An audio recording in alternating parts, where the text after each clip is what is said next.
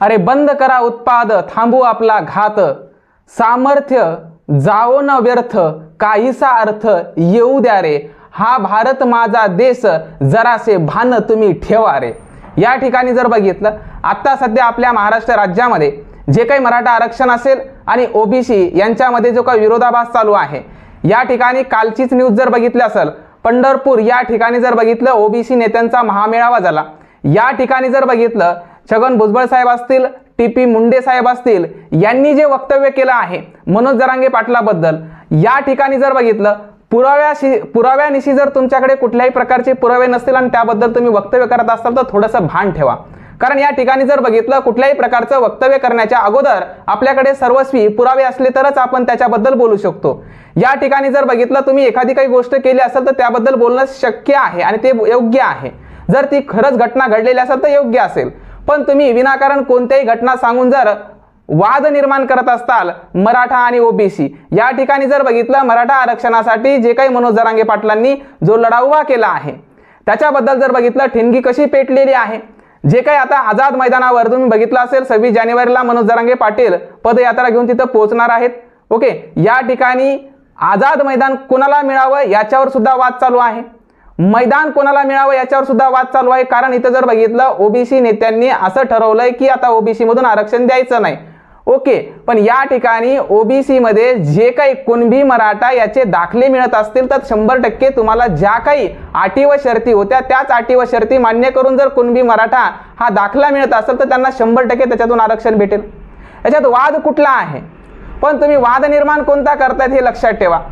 मग इथं मनोज जरांगे पाटलाबद्दल ओबीसी नेते असतील किंवा ओबीसी नेत्यावर मनोज जरांगे पाटील असतील, यांच्यामधलं वक्तव्य याची जी टीका आहे ती योग्य पडताळावी. मग टीका होत असताना ती जर गोष्ट घडलेली असेल तर ठीक आहे, पण जी गोष्ट घडलीच नाही त्याच्याबद्दल तुम्ही टीका करता. काल पंढरपूरमध्ये जे काही ओबीसी महामेळावा झाला, या ठिकाणी जर बघितलं, टीपी मुंडे साहेबांनी सांगितलं की त्यांचा जे काही बोलणारा धनी कोण आहे, त्यांच्या पाठीमागं कोण आहे, मनोज जरांगे पाटलांच्या पाठीमागं कोण आहे. कित्येक वेळेस सांगायचं की या ठिकाणी जर बघितलं, गोरगरिबांचे जे काही लेकरं आहेत, आर्थिकदृष्ट्या जे मागास आहेत, या ठिकाणी त्या लेकरांना शिक्षणामध्ये कुठेतरी अडचणी आहेत, यांचा जर बघितला आवाज हा मनोज जरांगे पाटलापाशी गेलेला आहे, म्हणून तर ते बोलतायत. कारण हा त्यांचा आवाज गोरगरिबांच्या लेकरांचा आहे, शिक्षणामध्ये अडचण येते म्हणून त्यांचा आवाज मनोज जरांगे पाटील वाढवतायत. त्यांचा बोलवता धनी दुसरा कोणी नाहीये. या ठिकाणी मराठा समाजासाठी जर बघितलं, जास्त प्रमाणामध्ये पुढाकार घेऊन मनोज जरांगे पाटील आलेले आहेत. यांना बोलवता धनी कुठल्या प्रकारचा राजकारणी व्यक्ती नाहीये, कुठल्या प्रकारच्या राजकारणी व्यक्तींचा हात नाहीये. राजकारणी व्यक्तींचा हात असला असता तर आतापर्यंत त्यांनी कुठंतरी या ठिकाणी त्यांनी राजकारण्यांचं ऐकलं असतं. मग या ठिकाणी कोणतेही नेते येतात आणि त्यांना माघार घेण्यासाठी सांगितलं असतं तर त्यांनी माघारी घेतले असतं, पण ते कुठल्याच प्रकारचे या ठिकाणी मॅनेज न होणारे जे काही मराठा योद्धा आहेत हे सगळ्यांनाच माहिती आहे. मग या ठिकाणी टीपी मुंडे साहेबांना एकच म्हणणं आहे की या ठिकाणी पुराव्यानिशी बोललं तर चांगली गोष्ट होईल. आता तुम्ही जर वक्तव्य काल केलं आहे की मनोज जरांगे पाटलांनी एका सभेमध्ये बॅनर काढलं, बॅनर का काढलं याचा पुरावा जर बघितलं तुम्ही, ज्या ठिकाणी सभा झाली त्या ठिकाणी पूर्णतः व्हिडिओ रेकॉर्ड केलेला असतो तो पहा. त्याच्यामध्ये त्यांनी छत्रपती शिवाजी महाराजांचा जो काही फोटो होता तो मनोज जरांगे पाटलापेक्षा थोडासा लहान झाला, म्हणून मनोज जरांगे पाटलांनी तो बॅनर काढायला लावला. कारण त्यांनी सांगितलं की छत्रपती शिवाजी महाराज एवढा कोणताच व्यक्ती मोठा नाहीये, मग ते मी का असं ना स्वतः. तुम्ही विनाकारण जातीमध्ये इतरांच्या तेढ निर्माण करण्याचा प्रयत्न करू नका. मनोज जरांगे पाटलांनी काय वक्तव्य केलं आहे तर ते खोटं कसं आहे हे सिद्ध करा, मान्य आहे. पण विनाकारण मनोज जरांगे पाटील असतील किंवा ओबीसीचे नेते असतील, विनाकारण न आपल्याकडे कुठल्याच प्रकारचा पुरावा नाही आणि आपण बोलतोय, थोडासा विचार करा. कारण महाराष्ट्रातील तमाम जनतेला, महाराष्ट्रातील सर्व जातीय धर्मातील लोकांना एवढंच कळून चुकलंय की कोणता व्यक्ती कोणत्या कामासाठी झटतोय. ओके, इथं जर बघितलं कुठल्याही प्रकारचा असं पुराव्यानिशी जर तुम्हाला बोलायचं तर ठीक आहे, पण विनाकारण तुमच्याकडे कुठल्या प्रकारचा पुरावा नाही आणि एकमेकावर आरोप करणं हे चुकीचं आहे. आरोप करणं कुठेतरी थांबले पाहिजे. कारण महाराष्ट्र राज्य जे आहे आपलं, या ठिकाणी असं राजकारण ढवळलं आहे की प्रत्येक जण एकमेकावर टीका करणे आपलं राजकारण जपून ठेवणं, आपली सत्ता काबीज ठेवणं, दुसऱ्यांच्या हातात सत्ता गेली नाही पाहिजे, या ठिकाणी खऱ्याच्या सत्याच्या मार्गाने लोकच नाही येत आता. म्हणजे सत्याच्या मार्गाने इथं जर बघितलं मनोज जरांगे पाटलांचा चांगल्या प्रकारे लढा यशस्वी होण्याच्या मार्गावर आहे. मग आलंच कोणीतरी अडचण निर्माण करण्यासाठी. आता या ठिकाणी मनोज जरांगे पाटलांची मागणी काय आहे? ती काही एकट्याची मागणी का? नाही ना. त्यांनी मराठा समाजातील लेकरांच्या ज्या काही बेजारी असतील किंवा त्यांची अवहेलना असेल किंवा त्यांना शिक्षणामध्ये नोकरी भेटत नसेल किंवा शिक्षणासाठी पैसे लागत असतील, ही त्यांनी अडचण जाणून घेतलेली आहे. म्हणून या लेकरांचा आवाज ते बोलतायत. ओके, त्यांना कुठल्याही प्रकारचा राजकारणी व्यक्तीचा हात नाहीये. राजकारणी व्यक्तीचा हात असला असता तर आतापर्यंत मॅनेज सुद्धा झाले असते.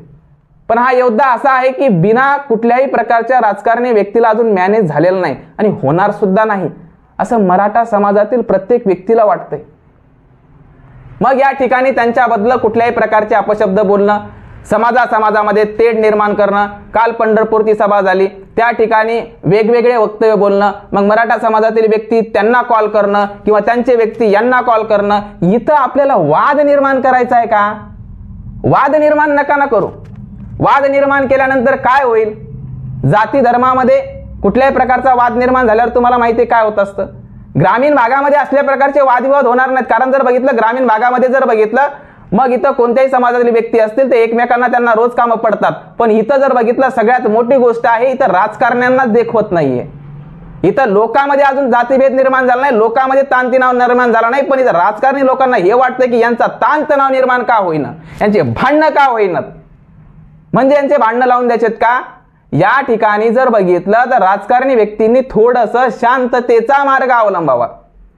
विनाकारण सत्तेमधील व्यक्ती असतील तर सत्तेमधील व्यक्तींना तर अशा प्रकारचं जास्त बोलण्याचा, कुठल्याही प्रकारचं समाजामध्ये तेढ निर्माण करण्याचे वाक्य बोलण्याचा तर माझ्या तरी माहितीसह कुठे अधिकार दिलेला नाहीये. ओके, या ठिकाणी जर बघितलं एखादा रस्त्यावरचा माणूस असेल, ते जर काही बोलला तर माणूस समजून घेईल. पण एखाद्या वेळेस सत्तेतीलच माणूस जर बोलत असेल आणि ताणतणाव निर्माण होत असेल, ते खूप अडचण होईल. या सर्व गोष्टी सर्व राजकारणी व्यक्तींनी समजून घ्याव्या. महाराष्ट्रातील तमाम जनतेला चांगल्या प्रकारे शांततेच्या मार्गाने ज्या काही गोष्टी आहेत त्या मिळतील. ओके, या ठिकाणी मराठा आरक्षण मिळो की न मिळो, पण सत्याच्या मार्गाने मनोज जरांगे पाटील जात आहेत ना. मिळेल का नाही मिळेल ह्या गोष्टी पुढच्या राहिल्या. पण इथं ती कुठल्याच प्रकारचा वादविवाद नाही, कुठल्याच प्रकारचे हाणामारीचे गोष्टी नाही, कुठल्याच प्रकारचा जाती धर्मामध्ये वाद निर्माण करत नाहीयेत, कुठल्याच प्रकारच्या जातीवर बोलत नाहीयेत. फक्त त्यांचा एकच सरळ मार्ग आहे, मराठा आरक्षण भेटलं पाहिजे. ह्या गोष्टी सगळ्यांनी लक्षात घ्याव्या. कुठल्याच प्रकारच्या जातीमध्ये वाद निर्माण करू नये. ठीक आहे, तर या सर्व गोष्टी सर्व व्यक्तींना समजाव्यात म्हणून आपल्याला बोलण्याची भाग पडतंय. कारण जर कोणी जर नाही बोललं तर असंच चालू राहील. चलू द्या, मग जितके दिवस चालायचे तितके दिवस. ठीक आहे, थांबूयात मग.